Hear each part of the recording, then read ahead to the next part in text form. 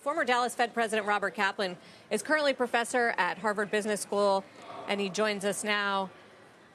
Were you surprised at the extent to which he endorsed the market's view of rate cuts and even fueled that fire even further?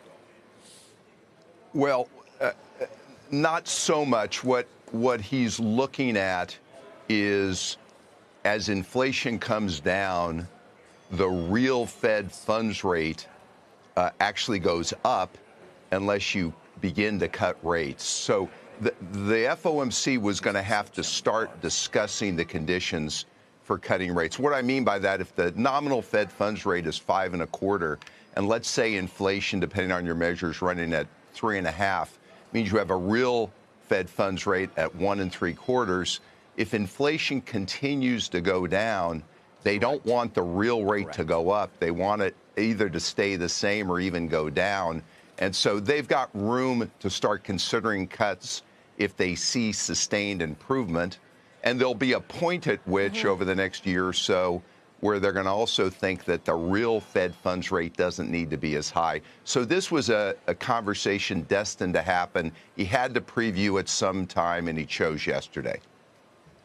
Agree. And I think actually that's a great explanation for it. And a lot of people think that obviously worry about that happening, the tightening going on beyond them stopping to raise interest rates. I guess it's just the financial conditions on the other side that are loosening pretty significantly here. They were into the Fed meeting, and they're doing even more so out of the Fed meeting, and whether that risks some of the progress that he's made on inflation.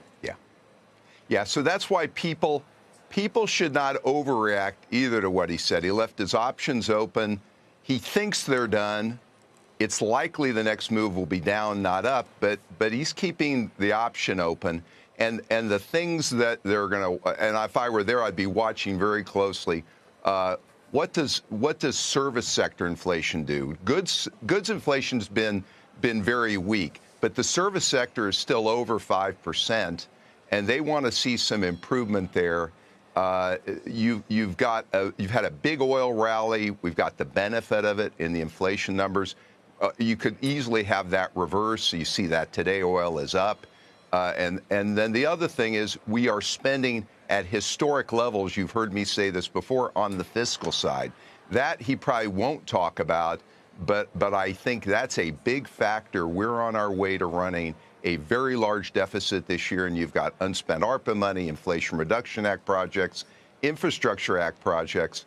So they're going to want to see into 2024 at least 2 or 3 months of sustained improvement, and there's some reasons why it might be bumpy, but if they do see the sustained improvement, they're going to be prepared to take action. Robert, on the fiscal side, though, again, they won't address it, but others have said, listen, they've got to be aware of the interest costs in the budget and what that's ultimately going to mean. I'm just curious, is Powell looking at that as well, running regressions on what that's going to look like over time? No. It turns out, listen, this rate rally is good news for the fiscal side, and that the issue for this coming year, let's say we have $27 trillion of debt in this country held by the public, okay?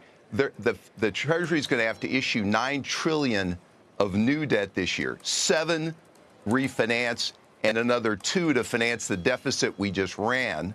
And the debt rolling off is probably in the low 2s, and it's going to get refinanced even in a positive case, probably in the low 4s. That's 200 basis points or, $180 billion more plus of interest expense before we've even started the year. So I don't think the Fed is explicitly going to focus on it. But I'll tell you, I'm focused on it, and I think the markets will be focused on it. We've got a substantial amount of Treasury volume that we've got to issue in the years ahead. Debt to GDP is over 100%. And I'm more focused right now on what the 10-year does over the next 3 to 6 months.